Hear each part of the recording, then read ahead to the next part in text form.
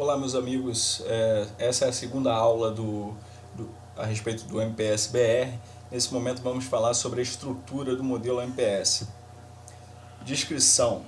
O modelo de referência MPS para software define níveis de maturidade, na verdade são 7 níveis de maturidade, que são uma combinação entre processos e suas respectivas capacidades, beleza? As atividades e tarefas necessárias para atender o propósito e o resultado desse modelo de software não são definidos no guia MPS Software, beleza? Então, atividades e tarefas não faz parte ali da descrição do guia. E isso deve ficar a cargo dos usuários do modelo de referência MPS Software. A capacidade do processo é a caracterização da habilidade do processo para alcançar os objetivos de negócios atuais e futuros, estando relacionada com o atendimento aos atributos de processo associados aos processos de cada nível de maturidade.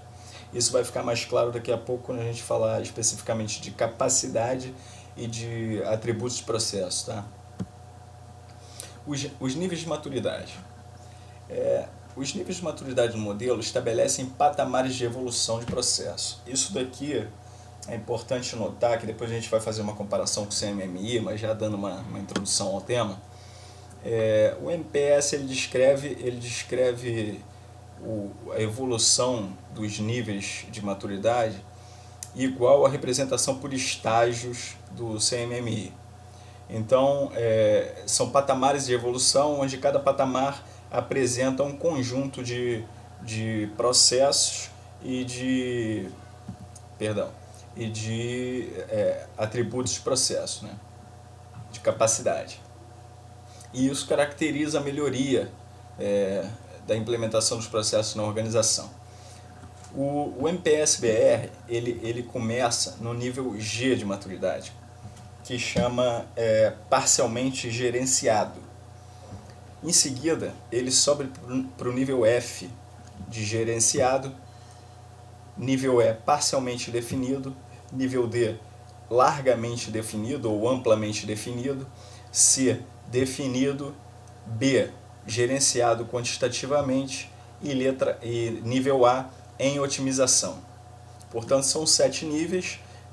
O mais imaturo é o nível G, chegando ao mais elevado nível de maturidade, que é o nível A em otimização, beleza? Então, só para recapitular, nós temos o nível G parcialmente gerenciado, depois subimos para o gerenciado, em seguida nível E parcialmente definido, depois o largamente definido, por fim depois o nível C definido, nível B gerenciado quantitativamente e o nível A em otimização. Beleza? Para cada um desses 7 níveis de maturidade é atribuído um perfil de processos, como no CMMI, na representação por estágios, né? Cada estágio ou cada nível de maturidade ele contém ali os processos daquele nível, bem como a capacidade de cada um daqueles níveis, né?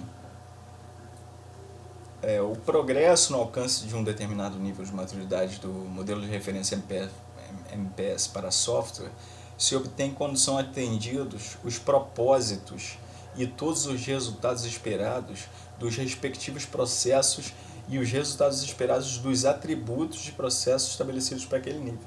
Então a gente vai dar uma olhada daqui a pouco nos 9 atributos de processo, mas a gente já sabe que para atingir um determinado nível de maturidade aqui no MPS-BR, é preciso que todos os atributos de processo eles sejam atendidos. Tá? A divisão em 7 estágios tem por objetivo possibilitar uma implementação e avaliação adequada às micro e pequenas empresas, uma vez que torna o processo mais fácil de se implementar, com menos processos por cada nível. Inclusive tem 2 níveis, como a gente vai ver daqui a pouco, que não tem processos específicos, eles só evoluem no quesito dos atributos de processo com maior exigência nos níveis mais elevados, B e A. Os processos no modelo de referência MPS de software são descritos em termos de propósito e resultado. Tá? O propósito descreve o objetivo geral a ser atingido durante a execução do processo. Os resultados esperados do processo estabelecem os resultados que serão obtidos com a efetiva implementação daquele processo. Finalmente, capacidade do processo. Capacidade do processo no MPS-BR é representada por um conjunto de atributos de processo descritos em termos de resultados esperados. A capacidade do processo expressa o grau de refinamento e institucionalização com que o processo é executado na organização ou unidade organizacional. Então é importante destacar isso daqui, que a capacidade do processo ele expressa o grau de refinamento e institucionalização, tá? Isso já foi questão de prova e a FCC costuma cobrar tal e qual está aqui. O MPS para software, no MPS para software, à medida que a organização ou unidade organizacional evolui nos níveis de maturidade, um maior nível de capacidade para desempenhar o processo deve ser atendido. Continuando, o atendimento aos atributos de processo, pelo atendimento aos resultados esperados dos atributos de processo, é requerido para todos os processos no nível correspondente ao nível de maturidade. Portanto, para atender um determinado atributo de processo, é necessário primeiro atender os resultados esperados do processo. Tá? Os níveis de maturidade são cumulativos, ou seja, se a organização está no nível F, esta possui um nível de capacidade do nível F, que inclui os atributos de processo dos níveis G e F para todos os processos relacionados no nível de maturidade F, que inclui também aqueles exigidos para o nível de maturidade G. Isso significa que ao passar do nível de maturidade G para o nível F, os processos do nível G passam a ser executados no nível de capacidade correspondente ao nível F. Então eles evoluem em nível de maturidade e nível de capacidade também. Em outras palavras, na passagem para um nível de maturidade superior, os processos anteriormente implementados devem passar a ser executados no nível de capacidade exigido neste nível superior, como descrito ali, por exemplo, do nível G para o nível F. Atributos de processo. Os diferentes níveis de capacidade dos processos são descritos por 9 atributos de processo. O alcance de cada atributo de processo é avaliado utilizando os respectivos resultados esperados de atributos de processo. Nós temos 9 atributos de processo. O primeiro é o AP 1.1, que diz que o processo é executado. AP 2.1, o processo é gerenciado. AP 2.2, os produtos de trabalho do processo são gerenciados. AP 3.1, o processo é definido. AP 3.2, o processo está implementado. AP 4.1, o processo é medido. AP 4.2, o processo é controlado. E AP 5.1, o processo é objeto de melhorias incrementais e inovação. E AP 5.2, o processo é otimizado continuamente. Agora, vamos ver os atributos de processo por níveis de maturidade, como é que eles são alocados. Então, nós temos aí os 7 níveis de maturidade, iniciando com um G e terminando no A. E no nível de maturidade G, ou parcialmente gerenciado, nós temos 2 atributos de processo.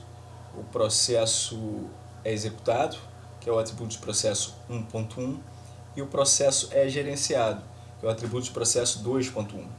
No nível F, nós temos os atributos do nível G e mais o atributo de processo 2.2. Os produtos de trabalho do processo são gerenciados. No nível E, como a gente já sabe, os atributos de processo são cumulativos, né? Então, no nível E, ele possui todos os atributos de processo do nível anterior e mais o 3.1 e o 3.2 que diz o processo é definido e o processo está implementado. No nível D, ele possui os mesmos atributos de processo do nível E e também o nível C possui os mesmos atributos do nível D. Portanto, o nível E, nível D e nível C mantém aí uma igualdade de atributos de processo. Tá? O nível B gerenciado quantitativamente, ele possui todos os atributos do processo anteriores e o 4.1 e o 4.2. O processo é medido e o processo é controlado. No nível A, todos os atributos do processo anteriores e mais o AP5.1 e o AP5.2, que diz o processo é objeto de melhorias incrementais e inovações e o processo é otimizado continuamente. Beleza? Indo para uma questão da CESP 2014, bem recente aí, da Anatel, a questão afirmativa diz: na análise de desempenho, para que a unidade organizacional se mantenha no nível de maturidade A em otimização, uma das exigências é que, pelo menos um dos seus processos selecionados, sejam implementados os atributos de processo executado e gerenciado. Nós vimos aqui atrás, vamos só voltar aqui. Nós vimos aqui atrás que o executado e gerenciado são atributos de processo do nível 1. Bom, na verdade, para ele estar aqui nesse nível, em otimização, nível A, ele tem que implementar todos os 9 atributos de processo, beleza? E não só o processo executado e gerenciado. Portanto, a questão está errada, beleza? FCC 2012. Segundo o MPS, a capacidade de processo é representada por um conjunto de atributos de processo descritos em termos de resultados esperados. Perfeito. A capacidade do processo expressa o quê? O patamar de evolução dos processos e estágios de melhoria para a implementação? Não, o patamar de evolução dos processos e estágios de melhoria da implementação são os níveis de maturidade. O objetivo geral a ser atendido durante a execução do processo? Também não. O grau de refinamento e institucionalização com que um processo é executado? Perfeito, a gente viu isso ali atrás, capacidade do processo expressa exatamente isso, o grau de refinamento e institucionalização com que o processo é executado. Portanto, a resposta correta é a letra C. Questão número 11. Uma característica relacionada à capacidade do processo aplicável a qualquer processo é considerada mensurável, é descrita como atributo de processo. Certo ou errado? Certo. A característica relacionada à capacidade de processo aplicável a qualquer processo é considerada mensurável, é descrita como um atributo de processo. Perfeito. Bom, agora a gente vai começar a dar uma olhada nos níveis de maturidade, mas vamos falar sobre isso mais na próxima aula, beleza? Até lá, um grande abraço.